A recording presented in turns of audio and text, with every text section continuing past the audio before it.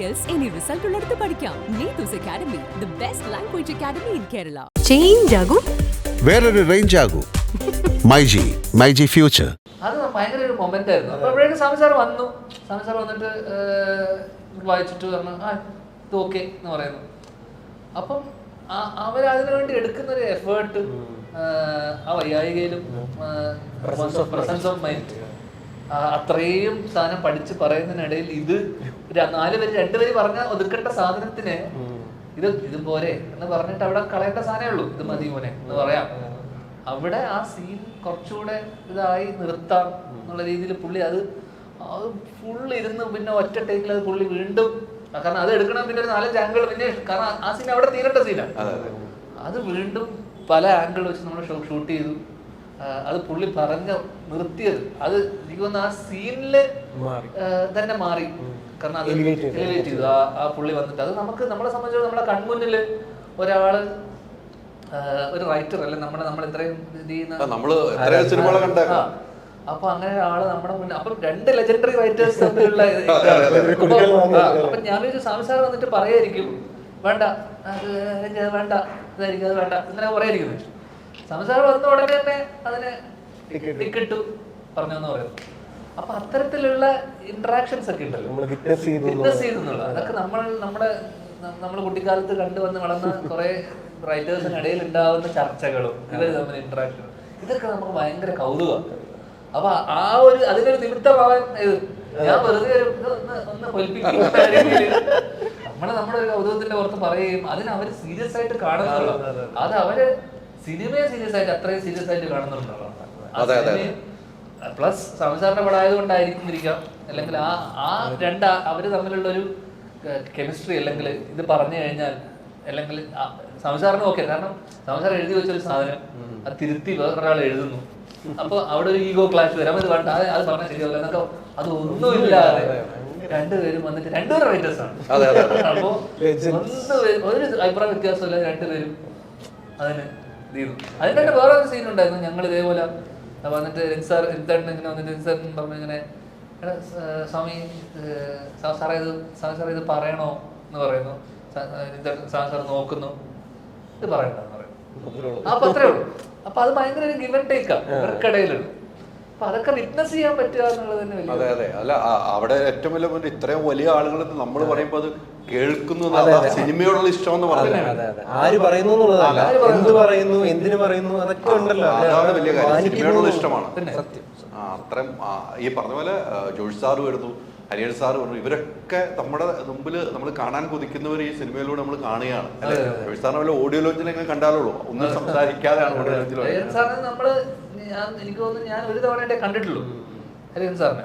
അത് ദൂരെ നിന്ന് കണ്ട ഒരു ഓർമ്മ വന്നിട്ടുള്ളൂ. അടുത്തുനിന്ന് നമ്മൾ ഇത്രയും അടുത്തുനിന്ന് കാണുന്നത് ഈ ഒരു സിനിമയില്ലാതെ നമ്മൾ അവരൊന്നും കാണുക പോലും. ഇവരുടെ മുമ്പിലൊക്കെ നമ്മൾ അഭിനയിക്കുകയാണ്, പിന്നെ സിനിമയിൽ ആക്ട് ചെയ്തോണ്ടിരിക്കും. അപ്പൊ ഇവരൊക്കെ പിന്നില് ഒന്ന് കാണുക എന്നുള്ളതാണ്, അതും വലിയ ഭാഗ്യമാണ്. അപ്പൊ നിങ്ങളൊക്കെ വലിയ ഭാഗ്യമുള്ളവർ തന്നെയാണ്.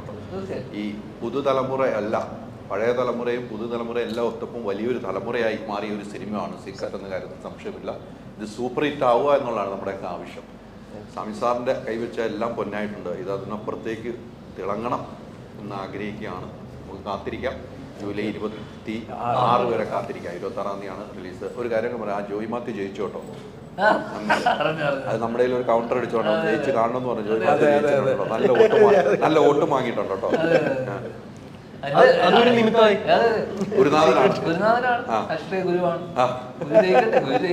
ഞാൻ അന്ന് പറഞ്ഞെന്താ, ഗുരുവിന് ഇങ്ങനത്തെ സ്ഥാനമാനങ്ങളിലൊന്നും താല്പര്യമില്ലാന്നുള്ളതാണ് ഞാൻ വിശ്വസിച്ചിരുന്നത്. ഗുരുവിന് താല്പര്യമുണ്ടെന്ന് അറിഞ്ഞപ്പോൾ ഞാനത് എനിക്കൊരു ഷോക്കായിരുന്നു. ജയിച്ചതിൽ സന്തോഷം. നല്ല വോട്ടും കിട്ടിയിട്ടുണ്ടോ? എപ്പോഴും ജയിക്കാൻ പറ്റണമെന്നില്ല, ഇത്തവണ ജയിച്ചു, സന്തോഷം. ഇത്തവണ മണിക്കൂറിനാണെങ്കിൽ അവിടെ ഒരു ലക്കി ഡ്രോയിൽ പങ്കെടുത്തില്ല. കഴിഞ്ഞോളം ടി വി കിട്ടി, ഫ്രിഡ്ജായിരുന്നു. ടി വി കിട്ടി, ഞാൻ പങ്കെടുത്തപ്പം ഈ തവണ അവിടെ അനൗൺസ് ചെയ്തു, മണിക്കൂറിന് പങ്കെടുക്കില്ലെന്ന് അനൗൺസ് ചെയ്തു കഴിഞ്ഞു. എനിക്ക് ലക്കി ഡ്രോ തന്നില്ല, കൊടുത്തില്ല. അത് ഫ്രിഡ്ജായിരുന്നു. വീട്ടിൽ 2 ഫ്രിഡ്ജുണ്ട്. പിന്നെ ഇത് ചുമന്നുകൊണ്ട് തിരുവനന്തപുരം വരെ പോകാൻ വേണം. അത് വേറെ അവിടെ ഫ്രിഡ്ജ് 45,000 എടുത്ത് തിരുവനന്തപുരത്ത് മറച്ചു വെക്കാൻ പാടില്ലെന്ന് അനൗൺസ് ചെയ്യുകയും ചെയ്തു. അതുകൊണ്ട് തന്നെ പിന്നെ മ്യൂസിക്കാരാണ് ഈ സിനിമയുടെ. അത് മറച്ചു കിട്ടോ മറിച്ച് വിൽക്കാൻ പറ്റുന്നത് പറ്റില്ല. അല്ലെങ്കിൽ ഇലക്ട്രോയിൽ പങ്കെടുത്തിട്ട് അപ്പൊ തന്നെ വിറ്റാണ്. ഭയങ്കര എടുത്തിട്ടുണ്ടായിരുന്നു. മറിച്ച് 30,000 15,000 ഇത്ര ആക്രാന്തം പാടില്ല. ഇതിന്റെ മ്യൂസിക് സിനിമയുടെ മ്യൂസിക് നമുക്കറിയാവുന്ന അത് അറിയാവുന്ന പറഞ്ഞു പോകണല്ലോ, അതെ. പറഞ്ഞു പോകണല്ലോ. അല്ല അങ്ങനെ പറയുമ്പോൾ നമ്മള് ഇവിടെ വരാത്ത കുറച്ച് ആർട്ടിസ്റ്റ് നമ്മൾ പറഞ്ഞു പോകണം. പക്ഷെ രഞ്ജിതേട്ടൻ ഇവിടെ ഇല്ല, പുള്ളി ലണ്ടനിലാണ്. രഞ്ജി സാറില്ല, ഗ്രഗ് US-ലാണ്, പലരും വിദേശ പര്യടനങ്ങളിലാണ്. അപ്പൊ അപർണ മൂന്നാറിലൊരു പടത്തിന്റെ ഷൂട്ടിലാണ്. പിന്നെ സൗമ്യ ഓസ്ട്രേലിയയിലാണ്. അപ്പൊ എല്ലാവരും പല പല രാജ്യത്തും പല പല ഇന്റർനാഷണൽ യാത്രകളാണ്. പിന്നെ DOP ജാക്സനാണ്. ജാക്സൺ നമ്മുടെ കൂടെ വർഷങ്ങളായിട്ട് ലൈറ്റിംഗ് ഗ്രിപ്പിലും യൂണിറ്റിലൊക്കെ വർക്ക് ചെയ്തിട്ട് ജാക്സനെ പറ്റി നേരത്തെ മണി ഒരു ഇന്റർവ്യൂവിൽ പറഞ്ഞു. ജാക്സൺ യൂണിറ്റിൽ നിന്നൊക്കെ വന്ന് യൂണിറ്റിൽ വർക്ക് ചെയ്ത് ലൈറ്റ്മാനായിട്ടൊക്കെ വർക്ക് ചെയ്ത് അഭിനന്ദന്റെ കൂടെ അസോസിയേറ്റ് ആയി അവിടുന്ന് വളർന്നു വന്നെന്ന് വെച്ചാൽ വളരെ സ്കിൻ റൂട്ടഡായി നിന്ന് അവിടെ നിന്ന് ഏറ്റവും സ്ക്രാച്ച് തുടങ്ങി പഠിച്ചു വന്ന് എന്താ പറയണ്ടത്. ഇപ്പം ഷാജഹാറിന്റെ ഹണ്ട് എന്ന് പറഞ്ഞ സിനിമ ജാക്സനാണ് ഷൂട്ട് ചെയ്തത്.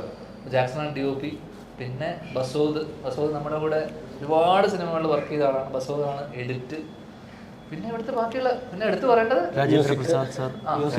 പിന്നെ ഇതിനു വേണ്ടി എല്ലാം കാശ് മുടക്കിയ പ്രൊഡ്യൂസർ സാറ്. പിന്നെ വല്ലപ്പോഴും വരും, ഒരു ചിരിച്ച മുഖമായിട്ട് വരുന്നു, കാശ് കൊണ്ടുവരുന്നു,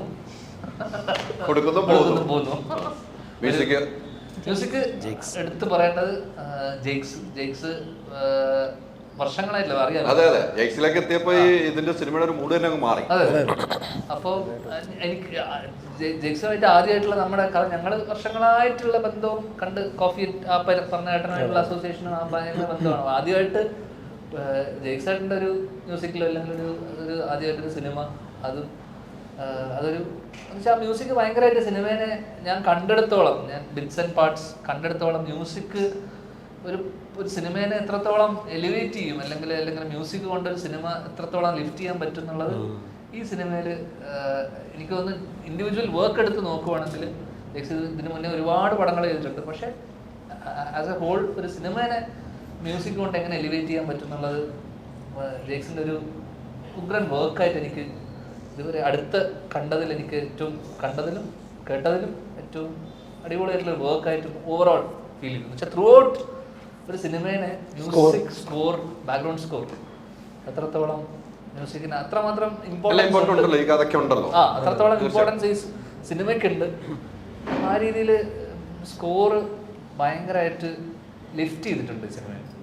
അപ്പൊ എല്ലാം കൊണ്ട് സൂപ്പർ ഹിറ്റ് ആകട്ടെ. നമുക്ക് ഇതിന്റെ നമ്മുടെ സിനിമയാണ്, നമ്മൾ അഭിനയിച്ച സിനിമയാണ്. എടുത്തെടുത്ത് പറയാനുണ്ടല്ലോ. നമ്മുടെ സിനിമ സൂപ്പർ ഹിറ്റ് ആകട്ടെ. സാറിന്റെ കരങ്ങളിൽ പൈസകൾ എത്തി പ്രൊഡ്യൂസറിന് ഒത്തിരി പൈസ കിട്ടാനുള്ള ഭാഗ്യമുണ്ടാകട്ടെ. കാത്തിരിക്കാം. 26-ാം തീയതിയാണ് സിനിമ. എല്ലാവരും തിയേറ്ററിൽ തന്നെ പോയി കാണേണ്ട സിനിമയാണ്. കണ്ടിട്ട് സത്യസന്ധമായ അഭിപ്രായങ്ങൾ പറയുക. അതുകൊണ്ടേ സത്യസന്ധമായ അഭിപ്രായങ്ങൾ പറയുക. അഭിപ്രായങ്ങളോടുകൂടി ആളുകൾ കൂടുതൽ കയറാനുള്ള ഭാഗ്യമുണ്ടാകട്ടെ. ഒത്തിരി സന്തോഷം.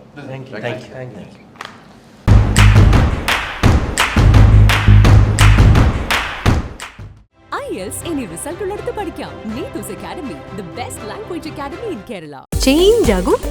വേറൊരു റേഞ്ച് ആകൂ. മൈജി ഫ്യൂച്ചർ.